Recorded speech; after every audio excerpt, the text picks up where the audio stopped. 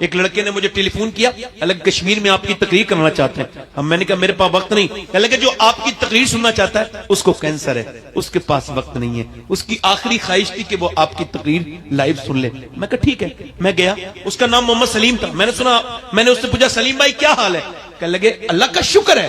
میں نے کہا میں نے سنا ہے آپ کو کینسر ہے. کہنے لگے کینسر کی وجہ سے ہی اللہ کا شکر ہے. کیوں؟ کہنے لگے میں نے بغیر کینسر کے بھی سید صاحب کچھ لوگوں کو اچانک موت نہیں آ جاتی ایکسیڈنٹس، مگر میرے رب کا کرم ہے 2 مہینے پہلے مجھے ڈاکٹر نے بتا دیا تجھے مرنا ہے. میں کہا پھر؟ کہنے لگے پھر میں اپنے رب کے سامنے گڑ گڑاتا ہوں، زندگی بھر گناہ کیے ہیں، 2 مہینے کے بعد قبر میں جانا ہے تو کہتا ہوں مالک ایک اندھیرے کمرے میں نہیں رہ سکتا، تو جو قبر اس کے اوپر تختے اور تختے اوپر مٹی اور پھر اندھیری، اس قبر میں کیسے تجھے منہ دکھاؤں گا میرے مالک. کہتا ہے سید صاحب بغیر کینسر کے بھی نماز پڑھی، مگر وہ کوئی نماز کیا نماز تھی.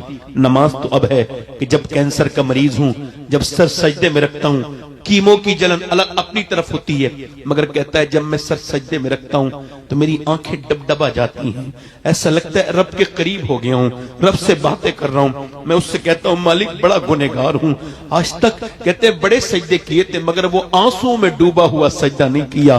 کبھی میں سروا سجدہ جو میں ہوا کہیں تو زمین سے آنے لگی صدا، تیرا دل تو ہے صنم آشنا، تجھے کیا ملے گا نماز میں، تو نے کبھی ایسی نماز ہی نہیں پڑھی.